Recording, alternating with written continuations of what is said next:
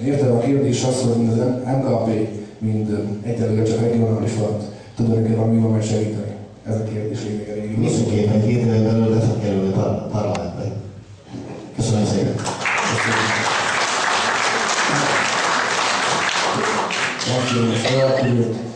Mám vás, ako máte víziu? Budete pokračovať v tom, ako ste to robili v predošlom období, alebo máte novú stratégiu? Tak ako som povedal na začiatku, ja som začal v roku 2009 a 2010 určitú formu práce. Mala to aj ako svoje výsledky, tie výsledky som vám povedal. Okrem toho, čo som dosiahol tie výsledky, samozrejme to, čo sa dá na to zlepšiť, ešte zlepším a to, čo som povedal vo svojom programe, tak to chcem teda urobiť.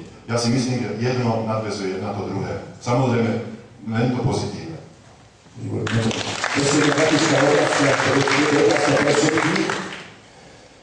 Otázka pre všetkých, prosím, s jednou vetou.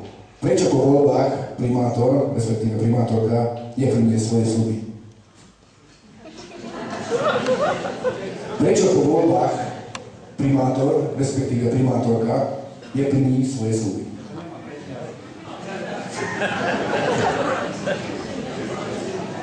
Všetci jednou vetou poprosím. Jednou vetou poprosím.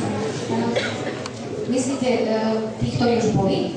Nie, napríklad vás volia, nechcem urážať samozrejme, a po voľbách, že... Potom prečo nebudem plniť, ale ja chcem plniť.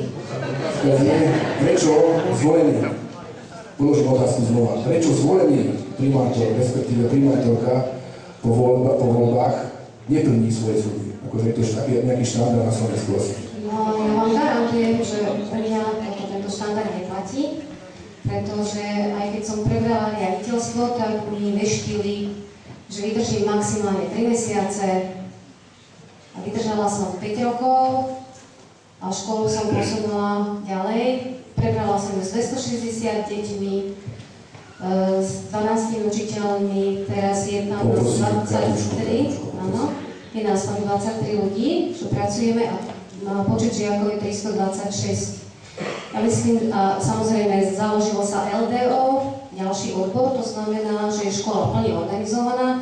Ja keď niečo sľúbim, aj moje deti to vedia. Keď niečo sľúbim, tak sa to snažím aj splniť.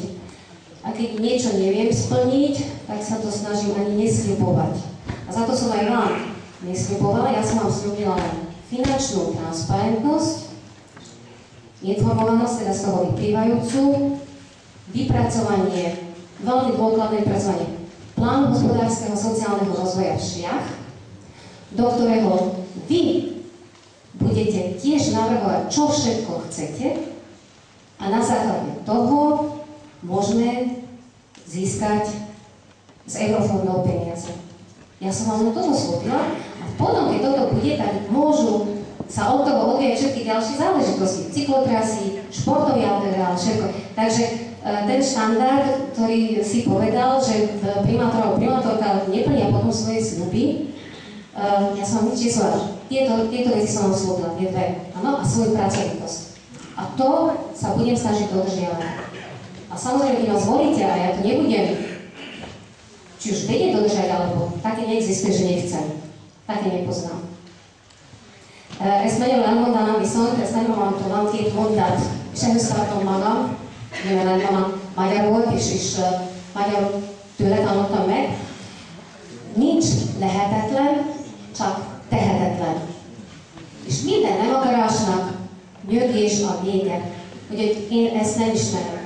Takže čo slúbim, to sa snažím aj splniť. A keď neviem niečo splniť, tak to ani nesľubujem. Takže toľko.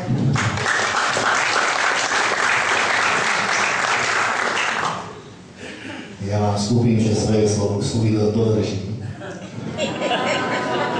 Vicetvéleménye. A lényeg tulajdonképpen az, hogy ezeket a dolgokat persze el kell kezdeni, mondom, rövid, közép és hosszú távra tervezni. Azokat a dolgokat, amiket így látványosan még lehet csinálni, azt viszont rövid időn belül meg kell csinálni, következetesen kell csinálni, és akarással. Akarnak hiányni az egyedül, ami előre visz. Idáig nem itt előre megy neked el, tehát tovább fog neked vinni. nejaké naše ľudí, ale sa také, ako sa nám.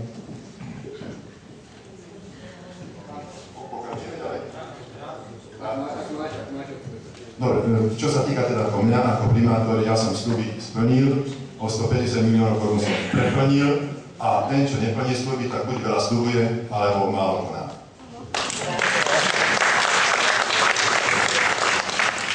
Ja tuto spomeniem kolegu, ktorý dostal trikrát možnosť byť primátorom mesta. Ja nedajte raz možnosť a uvidíte, čo bude.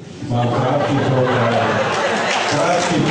ale myslím, že ja vtedy to hrám.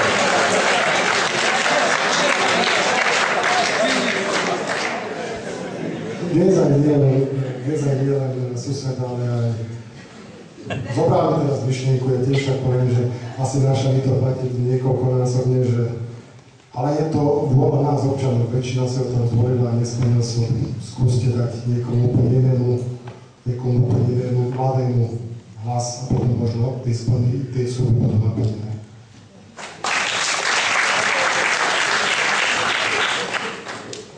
Možno, že ten čitateľ položil otázku, má takéto skúsenosti z doterajších primátorov. Ja nechcem byť primátorom sľubov nerealizovateľných, ale chcem ozaj robiť pre všetko pre toto mesto a tie svoje sľuby splniť.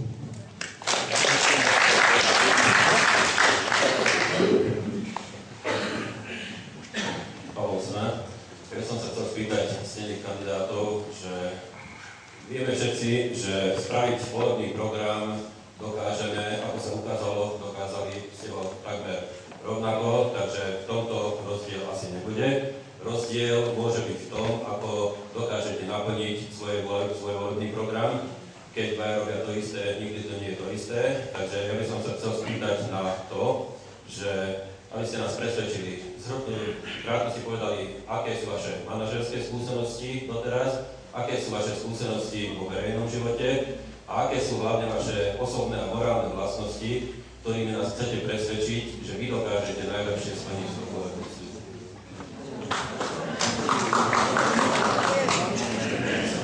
Poprosím v krátkosti, aby mohli dostať otázku.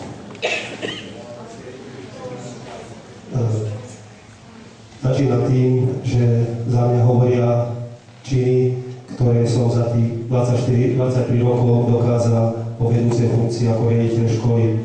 Riaditeľ školy nie je iba pedagóg, riaditeľ školy musí byť aj ekonóm, musí byť aj psychológ, musí byť aj právnik a viesť školu. Ja si myslím, že to je niečo aj podobné a príbuzné ako viesť kolektív. Mestský úrad, náš kolektív má 45 zamestnancov, 266 žiakov. Každý deň zabezpečiť peni, aby tá škola fungovala. Ja si myslím, že to potrebuje schopného vedúceho. Myslím si, že ako primátor týmito skúsenosťami, mojimi vlastnosťami, vedel by som naplniť aj svoj program a vedel by som dokázať to, že za tie 4 roky urobím pre to mesto maximum, čo je v mojich silách.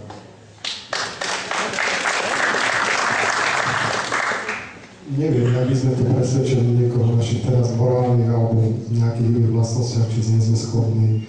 Či sme schopní alebo neschopní, rozhodnete vy, to hovorí naša práca doterajšia, naše doterajšie činnosti a náš doterajší život. Takže v tomto ja presvedčať niekoho, že ja som morálne schopný na primátora, myslím, že tá práca, ktorú mám za sebou, ukázala, že na čo som schopný a na čo nie som schopný. Ďakujem.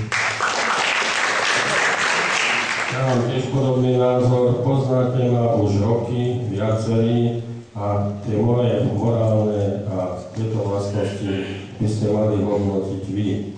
Ja sa nebudem sám hodnotiť, že aký som alebo aký nie som. Takže toľko to.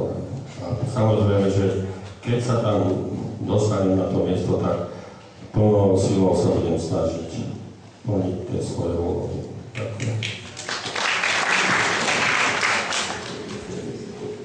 V tej otázke tej manažerskej schopnosti, tie prvé sú si najdôležitejšie, keď matka vychová deti. Takže tam som, myslím, obstála. Potom, ako som spomínala, som založila výchové oddelenie, takže tam bolo tiež treba manažovať, aby to sa rozrastalo. No a také úplne, čo sa týka odbornosti, fakt pri manažerskej som získala teraz, čo ste už počuli, za posledných 5 rokov. Takže to sú tie moje manažerské schopnosti. No a čo sa týka tých morálnych, ako povedal pán inžinier Kubiš, tiež nechcem sa chváliť, ani nič tu o sebe nejako sa vystatovať. Takže tí, ktorí ma poznáte, viete, kto som, čo mám za sebou, že som vydatá, mám 4 deti, ešte stále za toho istého manžela, čo sa v svete dnešnom. K tomu len toľko to môžem dodať, že som matkou, som učiteľkou. Ja myslím, že doteraz žiaci, ak boli spokojní, tak to je najlepšie zrkadlo. A potom ostatné si urobte z toho, čo som sa predstavila sami. Teda tí, ktorí ma nepoznáte. Samozrejme. Idú ešte, bola nejaká iná otázka.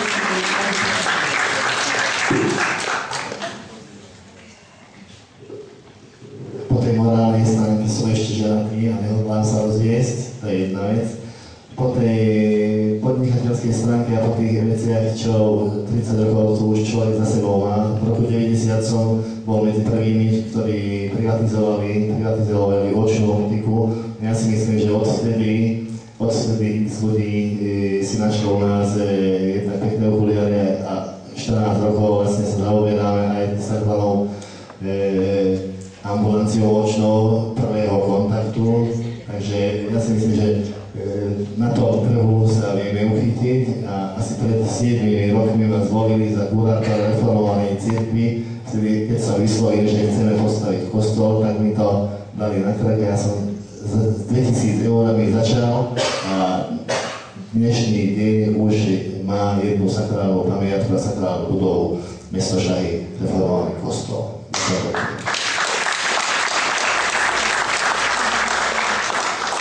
Takže na vašu otázku, čo sa týka mojich schopností, tak svedčí o tom, že čo som vykonal za uplynulé obdobie. Bol som o vedúcich funkciách, teda vždy som bol tým manažerom na strojstave vedúci oddelenia zásobovania, potom som bol na poľnohospodárskom družstve hlavný ekonóm. Daný úrad 21. rok som bol primátorom tohto mesta. Čo mám ešte dodať? Ja si myslím, že som to schopný.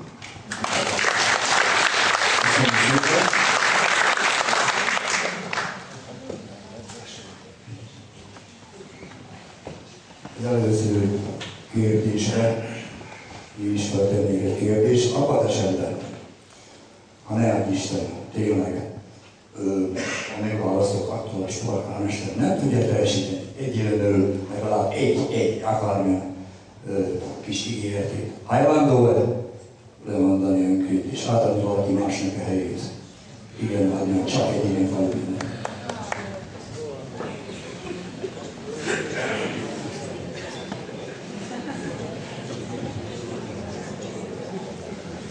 Szóval a programban megírt programokból, hogyha egyet nem sikerült teljesíteni egy éven belül, önök közül hányadóak lemondani.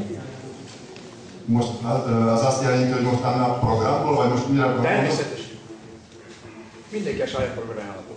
Mindenki a saját programával, hogyha valamit nem teljesítünk? Nem.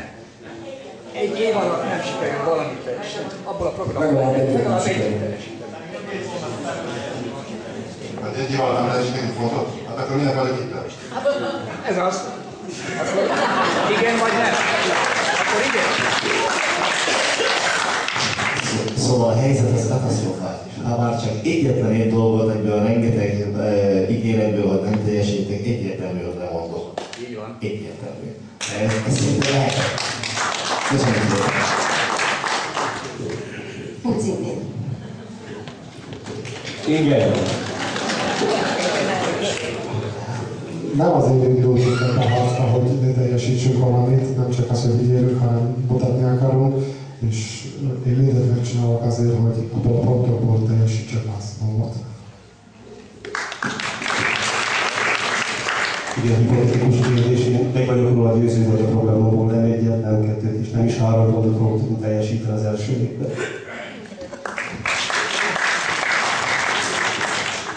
Tisztelt Hölgyeim és Uraim, van kérdés.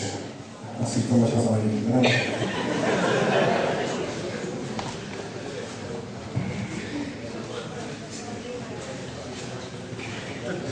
Valegy József. Ugye van egy közmondás, hogy egy fecske nem csinál meg. Ez igazságban valami igaz, mert ezek az egy fecskék, akik voltak, nem csináltak meg. Most önöközöttek még is az egy fecske nem csinál meg. A polgármesternek a segítői és a polgármesternek tulajdonképpen a kiszolgálói, mint az önkormányzat, akivel más viszony is létezik, mert az önkormányzatban nem fogadja el, a polgármesternek gondja van. A másik azok a bizottságok, szakbizottságok, amik az önkormányzat mellett működnek, és a harmadik maga a végrehajtó szerv a városi hivatal. Van már most önöknek elképzelésük arról, hogy ezekkel a szervekkel ki fogják tudni teljesíteni azt, amit most itt önökből elhangzott ma este, vagy van valami csapat, egy szakértői csapat, amelyre még saját maguk külön-külön támaszkodni fognak. Van erről elképzelésük, elsősorban elképzelésük, és már van valamilyen felállított csapatuk, akivel szakmai megint.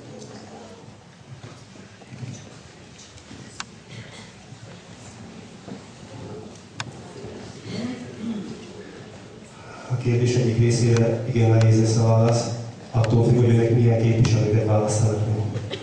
Én számítok arra, démonanítő képviselők, hogy olyan képviselők lesznek, akikkel az együttműködés szinte könnyű lesz, hiszen tisztában lesznek azzal, hogy ezek a problémák mindegyik problémái, akkor igenis, hogy a képviselőtestület és a polgármester között nem kell, hogy konfliktus keletkezzen, éppen ellenkezőleg. Ami a bizottságokat illeti, természetesen a bizottságok összetételéhez komolyabb értekezésre, ülésezésre, meggyőzésre kell, hogy sor kerüljön. Ennek a lényege az, hogy azok a bizottságban tényleg olyan emberek kerüljenek be önök közül, szakemberek közül, akiknek érdeke az, hogy a feladatokat megoldják. Ami pedig a hivatalt illeti, azt elmondtam. Tehát az, aki nem fogja a munkáját megfelelő szakmai szinten, nem fogja megfelelő odaadással, nem fogja betartani a munka disziplinát, munkafegyelmet, és nem fogja a munkáját végezni a nap 8 órában munkaidő alatt, annak sokáig nem lehet meg a helye a városi hivatalban. Ami a szakmai dolgokat illeti, természetesen minden esetben valamilyen szakmai csoportra, szakembernek a véleményére oda fogunk figyelni.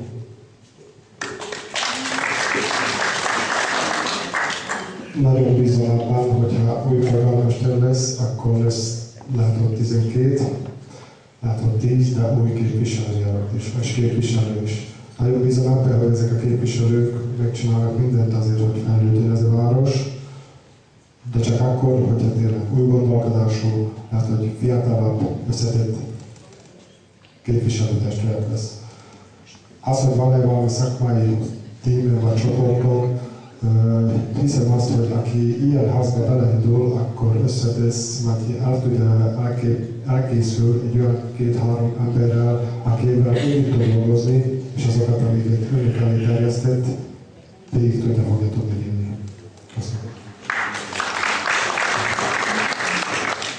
Úgy a kollégámunkra, hogy komissziók vannak, képviselőtestület, és ezeknek a megfelelő a képviselőtestület az adja de a komissziók kiválasztásában olyan szakembereket oda tenni, akik a dolgokhoz értenek, és benne vannak a problematikában, és természetesen tudok még bizonyos segítséget kérni a hitelményelhivataltól, minden egyes részlegen vannak kollégáim, szakemberem, az arra, ahhoz a dolgokhoz kapcsolatos probléma megoldására tudok segítséget kérni.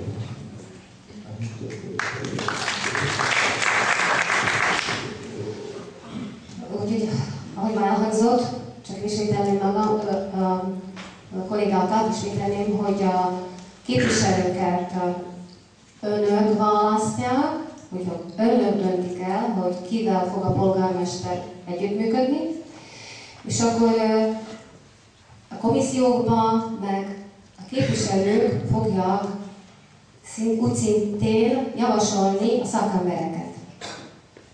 Azok megint önök közül fognak kijönni, én, mint polgármester, azokkal fogok dolgozni, akiket önök akarják, mint szakembereket, és akik ma önök nem biztos.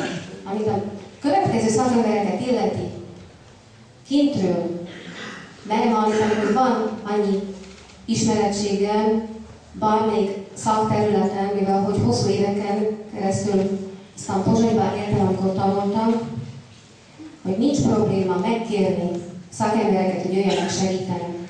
És én megkérek, és mindent megteszek azért, hogy idehozzak nagyon jó szakembereket, hogy segítsenek ennek a városnak, hogy kikerüljön és előrelépjen.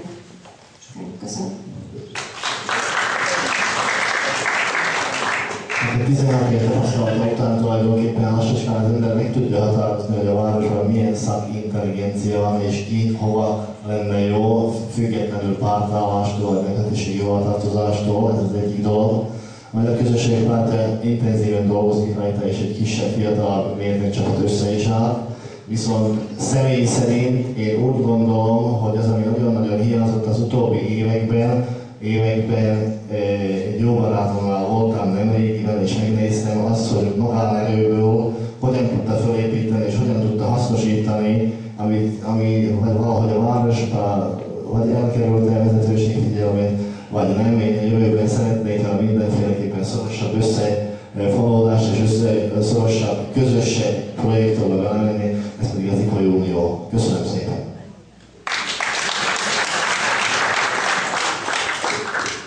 Ezt a kérdést szerintem a választópolgárok fogják eldönteni, hogy lesz, mert a választópolgárok fogják még választani a polgármester, ugyanúgy önök fogják még választani a képviselőtestületet. És a polgármester akármilyen nagyon jó adatot bead a képviselők elé, és a képviselők azt mondják, hogy ezt nem akarják elfogadni, akkor sajnos úgysem lesz elfogadva, ezt megint tudni kell.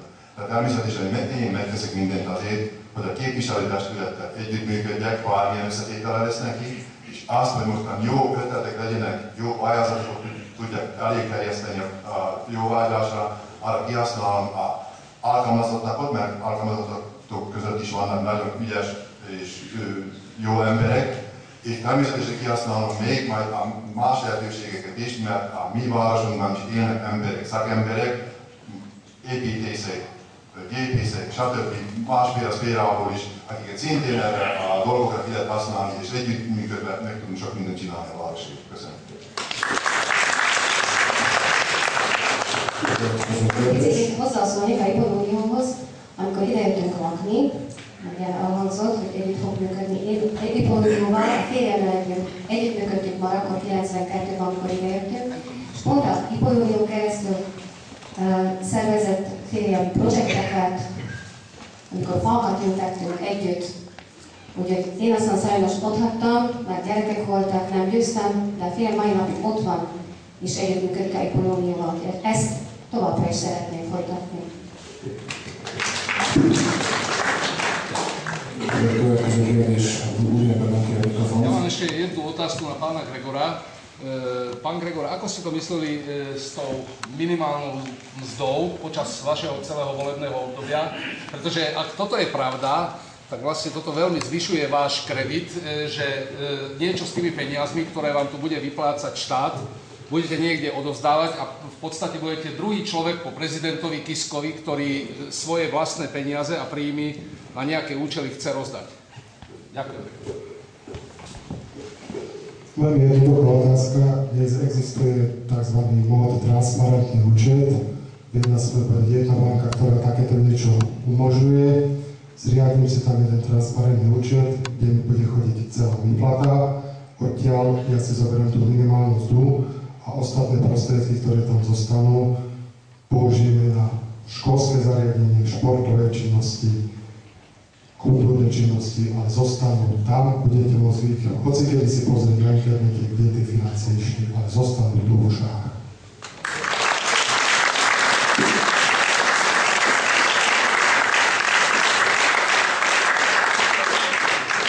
Hölgyeim és Uraim, következő kérdés.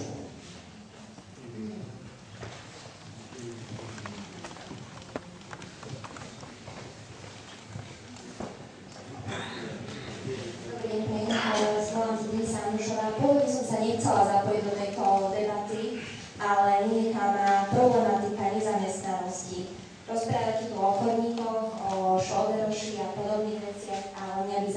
aj vaša vízia, alebo aj vaša predstava, ako riešiť v našom regióne nezamestnanosť. Ďakujem pekne.